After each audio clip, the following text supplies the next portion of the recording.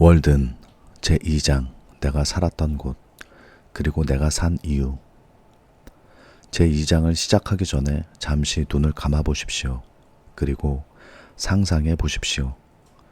아침 햇살이 숲 사이로 비껴 들어오고 멀리서 새소리가 들려오며 코끝에는 흙냄새와 솔잎 향기가 감도는 곳.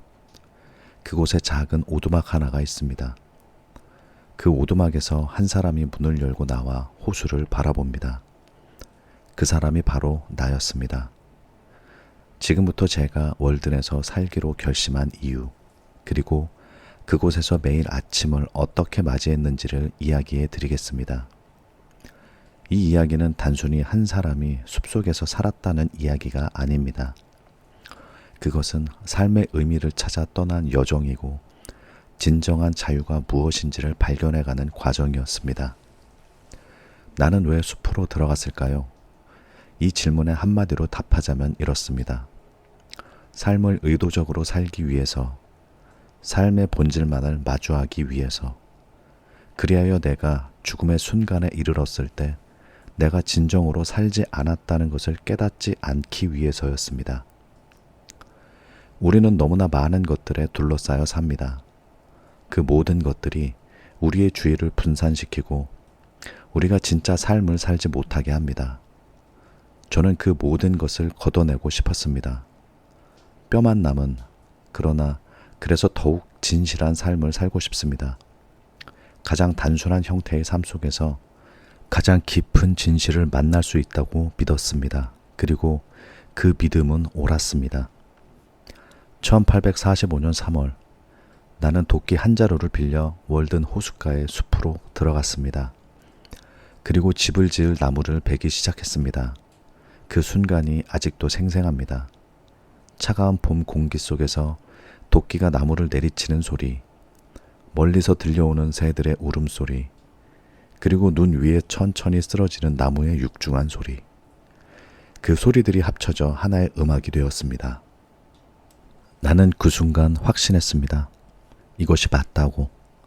이것이 내가 있어야 할 곳이라고. 도끼를 들고 숲으로 들어간 그 아침, 나는 비로소 내 삶의 주인이 된 느낌을 받았습니다. 나는 에머슨 씨의 땅 한 귀퉁이에 터를 잡았습니다. 월든 호수가 내려다 보이는 작은 언덕 위였습니다. 그곳에서 나는 혼자 통나무를 베고 다듬고 쌓아 올렸습니다. 처음에는 이웃 사람들이 도와주러 오기도 했습니다. 그들은 내가 혼자 이 일을 한다는 것을 믿지 못했습니다. 하지만 나는 이 집을 혼자 짓고 싶었습니다. 내 손으로 직접 세운 집에서 산다는 것, 그것은 단순한 주거 이상의 의미가 있었습니다. 그것은 내 삶을 내 손으로 만들겠다는 선언이었습니다. 나무 한 그루를 베어 쓰러뜨릴 때마다, 통나무를 다듬어 기둥으로 세울 때마다 나는 내 미래의 집이 조금씩 현실이 되는 것을 느꼈습니다. 그 느낌은 어떤 말로도 표현하기 어렵습니다. 내가 상상하던 것이 내 손에 의해 현실이 되는 그 경험, 그것이 얼마나 큰 기쁨인지를 우리는 너무 오랫동안 잊고 살았습니다. 그해 여름 마침내 집이 완성되었고 나는 그 집에 들어가 살기 시작했습니다. 집은 작고 단순했습니다. 가로 3m, 세로 4.5m. 하지만 그 안에 앉아 문을 열면 눈앞에 펼쳐지는 월든 호수의 풍경은 어떤 고급 저택의 전망과도 비교할 수 없을 만큼 아름다웠습니다. 아침마다 호수 위로 안개가 피어올랐다가 햇살에 녹아 사라지는 광경을 보며 나는 생각했습니다. 이것이 진짜 사치구나. 돈으로는 살 수 없는, 눈을 뜨면 보이는 이 아름다움이야말로 진짜 사치라고. 부자들은 바다가 보이는 집, 산이 보이는 집을 갖기 위해 막대한 돈을 씁니다. 하지만 나는 단 28달러로 호수가 보이는 집을 가졌습니다. 그리고 그 집은 나에게 세상의 어떤 저택보다도 더 깊은 만족감을 주었습니다. 아침마다 나는 일찍 일어나 호수에서 목욕을 했습니다. 그것은 내가 매일 치르는 종교의식 같은 것이었습니다. 차가운 물이 온몸을 감싸는 그 순간, 나는 완전히 깨어났고 완전히 살아있음을 느꼈습니다. 도시에서 살 때는 아침마다 억지로 눈을 떴습니다. 알람 소리에 놀라서 일어나 서둘러 준비하고 밥도 제대로 먹지 못한 채 집을 나섰습니다. 하지만 월든에서의 아침은 달랐습니다. 새들의 노래가 자연스러운 알람이 되었고 호수의 물소리가 나를 부드럽게 하루로 이끌었습니다. 나는 서두르지 않았습니다. 그리고 그것이 얼마나 큰 사치인지를 매일 아침 느꼈습니다. 서두름이 없는 아침, 그것이 하루를 얼마나 다르게 만드는지 직접 경험해보지 않은 사람은 알 수 없습니다. 월든 호수의 아침은 매일 달랐습니다. 맑은 날에는 호수가 하늘을 담아 파랗게 빛났고 흐린 날에는 은빛 거울처럼 잔잔했습니다. 바람이 부는 날에는 작은 물결들이 햇빛을 받아 반짝였고 고요한 날에는 수면이 완벽한 거울이 되어 주변의 나무들과 하늘을 그대로 비추었습니다. 나는 그 호수를 매일 보면서도 결코 질리지 않았습니다. 왜냐하면 호수는 매일 다른 얼굴을 하고 있었기 때문입니다. 같은 호수지만 같은 날이 없었습니다. 자연은 그렇게 매일 새로운 것을 보여줍니다. 우리가 매일 같은 풍경을 보면서도 새로움을 느끼지 못하는 것은 자연이 변하기 때문이 아니라 우리의 눈이 변하지 않기 때문입니다. 감사하는 눈으로 바라보면 매일이 다릅니다. 놀라움으로 바라보면 매일이 기적입니다. 사람들은 신문을 읽으며 세상 소식을 따라잡으려 합니다. 콩코드 마을 사람들도 매일 아침 신문을 펼쳐 어제 무슨 일이 있었는지 확인했습니다. 나는 그것을 이해합니다. 세상이 어떻게 돌아가는지 알고 싶은 것은 인간의 자연스러운 욕구입니다. 하지만 나는 생각합니다. 정말 중요한 소식이라면 굳이 찾아다니지 않아도 내 귀에 들어올 것이라고. 그리고 대부분의 이른바 뉴스는 사실 우리 삶에 아무런 영향도 미치지 않는 것들입니다. 누군가가 사고를 당했다는 소식, 어느 나라에서 전쟁이 일어났다는 소식, 어떤 정치인이 무슨 말을 했다는 소식, 이것들을 매일 접하면 우리의 마음은 어떻게 될까요? 내가 통제할 수 없는 세상의 문제들로 가득 찬 마음, 그 마음으로 과연 자신의 삶에 집중할 수 있을까요? 뉴스는 우리에게 세상이 얼마나 위험하고 불안한 곳인지를 끊임없이 상기시켜 줍니다. 하지만 월든 호숫가에 앉아 새소리를 들을 때 나는 세상이 얼마나 아름다운 곳인지를 느꼈습니다. 두 가지 모두 진실입니다. 하지만 어느 진실에 더 많이 귀를 기울이느냐가 우리의 삶을 다르게 만듭니다. 나는 숲속에서 뉴스 없이 살았습니다. 그리고 놀라운 것을 발견했습니다. 내가 뉴스를 읽지 않아도 세상은 여전히 돌아가고 있었습니다. 그리고 내 삶에 정말 중요한 것들은 뉴스에 나오지 않는다는 것을. 오늘 아침 호수 위로 떠오른 안개가 어떤 모양이었는지, 어젯밤 들려온 올빼미 소리가 얼마나 아름다웠는지, 내가 읽고 있는 책의 어느 구절이 내 마음을 울렸는지, 이런 것들이 내 삶의 진짜 소식이었습니다. 뉴스는 세상의 이야기를 전해줍니다. 하지만 내 삶의 이야기는 내가 직접 써야 합니다. 매일 아침 신문을 펼치기 전에 먼저 자신의 내면에 귀를 기울여 보십시오. 오늘 나는 어떤 상태인가? 무엇이 나를 기쁘게 하고 무엇이 나를 힘들게 하는가? 그 질문이 세상의 어떤 뉴스보다 더 중요한 오늘의 소식입니다. 내가 숲으로 들어간 또 다른 이유가 있습니다. 나는 실험을 하고 싶었습니다. 인간이 얼마나 단순하게 살 수 있는지, 그 단순함 속에서도 깊고 풍요로운 삶이 가능한지를 직접 몸으로 증명하고 싶었습니다. 철학자들은 오랫동안 단순한 삶에 대해 이야기해 왔습니다. 하지만 대부분 그것은 글 속에 머물러 있었습니다.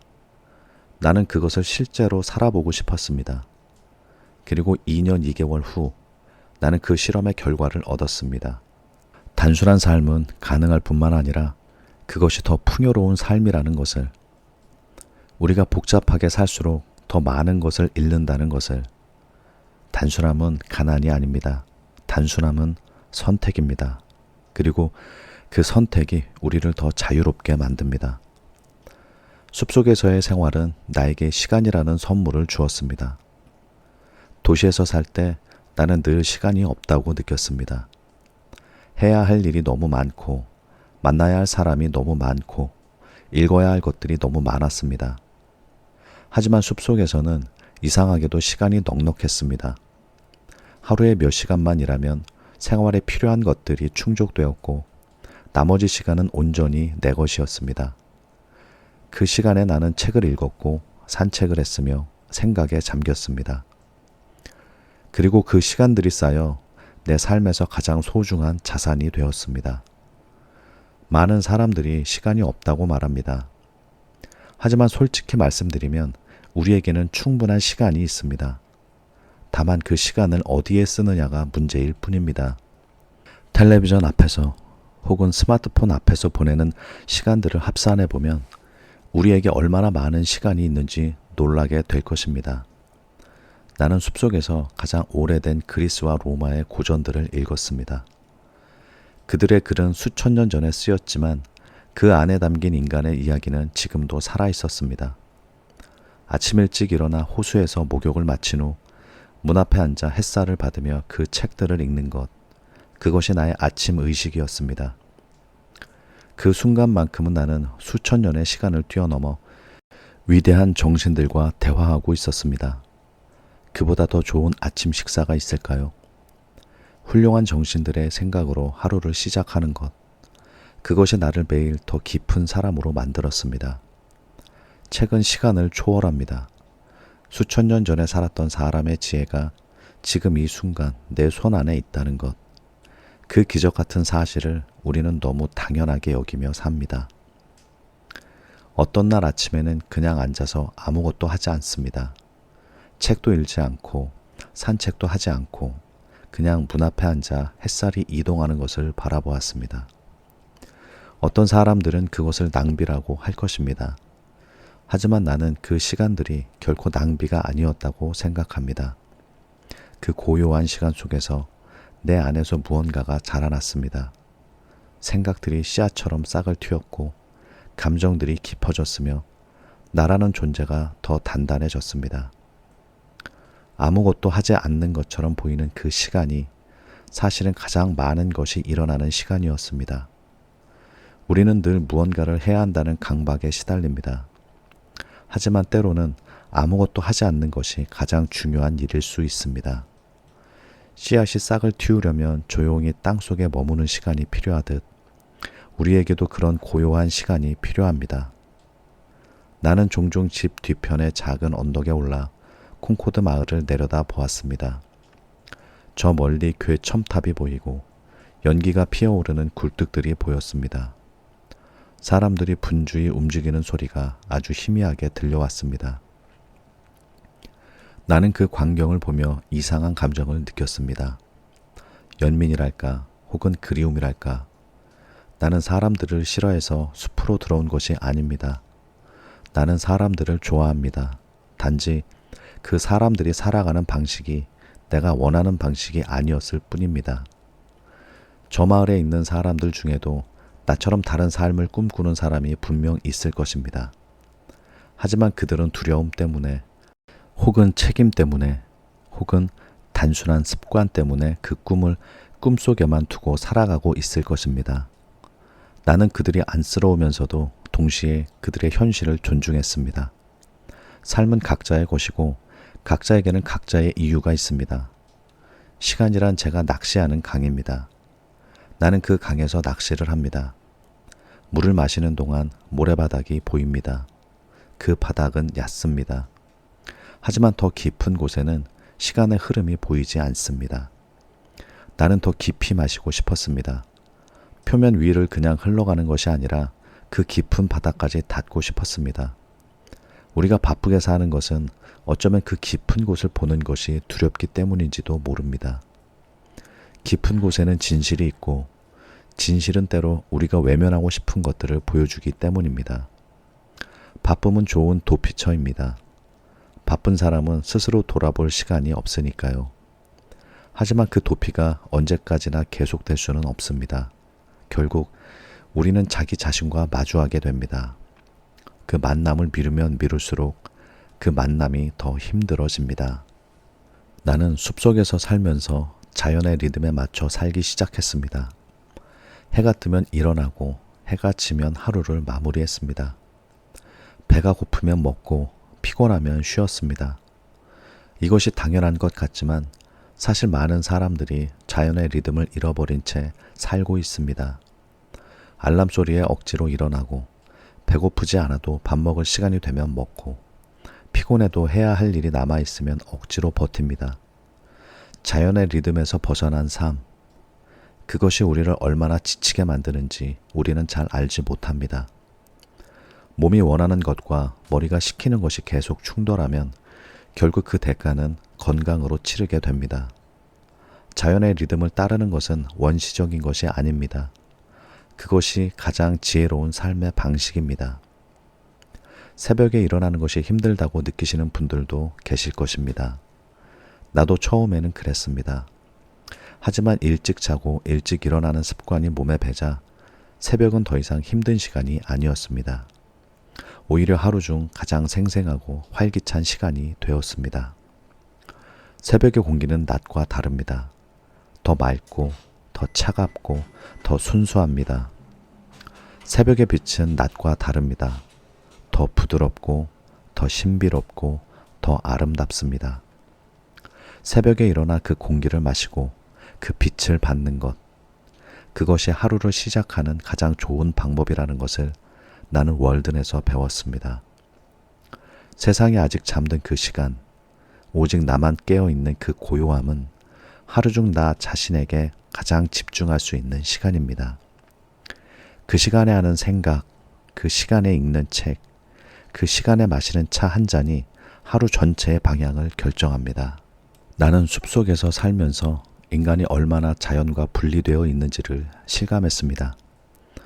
도시에서 우리는 비가 와도 젖지 않고 추워도 얼지 않으며 더워도 식지 않습니다.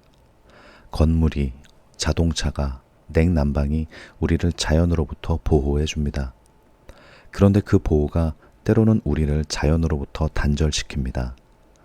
비 오는 날에 흙냄새를 맡지 못하고 첫눈이 내리는 날의 차가움을 느끼지 못하며 여름 한낮의 땡볕을 피부로 받아보지 못합니다.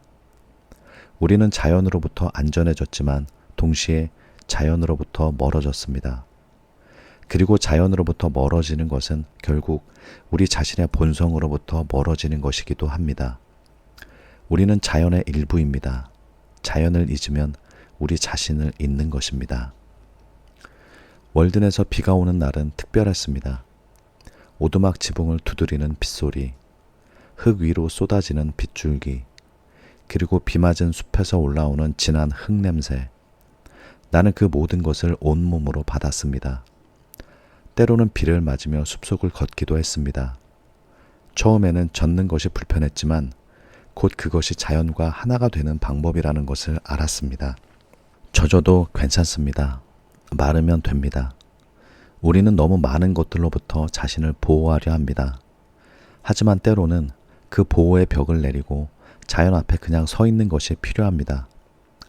비에 젖는 그 순간이 불편하더라도 그 순간이 지나고 나면 이상하게 마음이 가벼워집니다. 우리가 통제할 수 없는 것에 저항하는 것을 멈출 때 비로소 진정한 편안함이 찾아옵니다.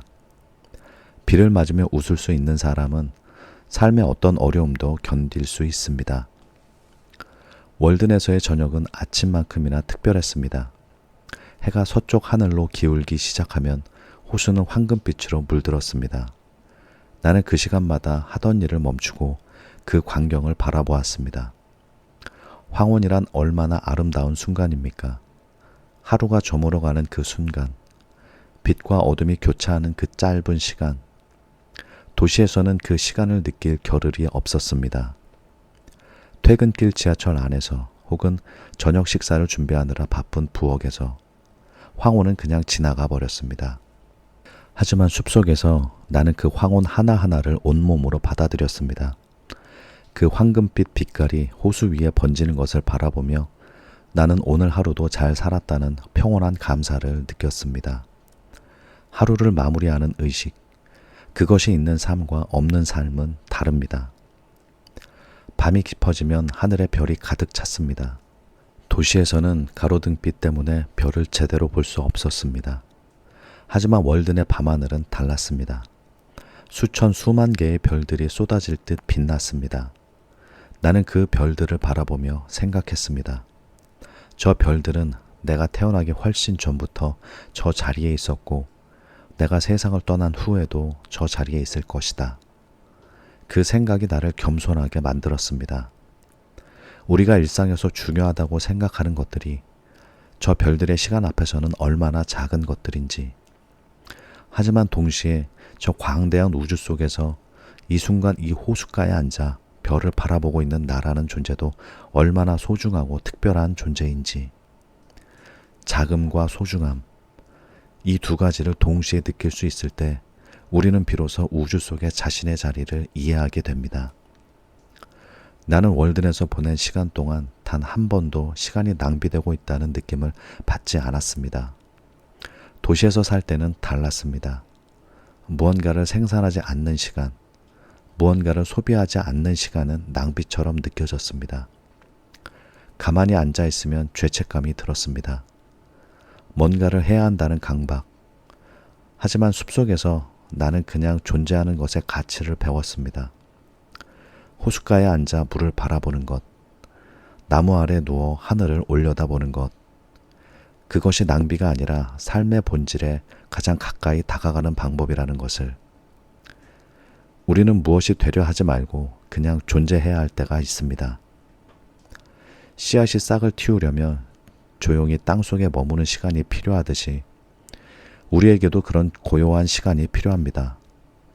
그 시간이 겉으로는 아무것도 하지 않는 것처럼 보여도 그 안에서 우리는 자라고 있습니다. 제가 월든을 선택한 데에는 또 하나의 이유가 있었습니다. 고독을 배우기 위해서였습니다. 우리는 혼자 있는 것을 두려워합니다. 혼자 식당에 들어가는 것이 어색하고, 혼자 영화를 보는 것이 쓸쓸하며, 혼자 여행을 가는 것이 이상하게 느껴집니다. 왜 그럴까요? 나는 그 이유가 우리가 자기 자신과 함께 있는 연습을 해본 적이 없기 때문이라고 생각합니다. 자기 자신과 편안하게 있을 수 없는 사람은 어디에 있어도 불편합니다. 반면 자기 자신과 좋은 친구가 된 사람은 어디에 있어도 외롭지 않습니다. 나는 월든에서 자기 자신과 좋은 친구가 되는 법을 배웠습니다. 처음에는 고요함이 낯설고 불안했습니다. 하지만 시간이 지날수록 그 고요함이 얼마나 소중한 것인지를 알게 되었습니다. 나는 이 장을 마무리하며 여러분께 한 가지 부탁을 드리고 싶습니다. 내일 아침 평소보다 조금 일찍 일어나 보십시오. 그리고 조용히 창가에 앉아 바깥을 바라보십시오. 아파트 창이어도 좋고 골목길이어도 좋습니다. 그냥 바라보십시오. 그리고 느껴보십시오. 오늘 아침이 어제 아침과 어떻게 다른지, 빛이 어떻게 다른지, 소리가 어떻게 다른지, 그 작은 차이를 느낄 수 있을 때 우리는 비로소 살아있는 것입니다. 아침을 의식적으로 맞이하는 것, 그것이 하루를 달리 사는 첫 번째 방법입니다. 월든의 아침이 내게 가르쳐 준 것은 바로 이것이었습니다.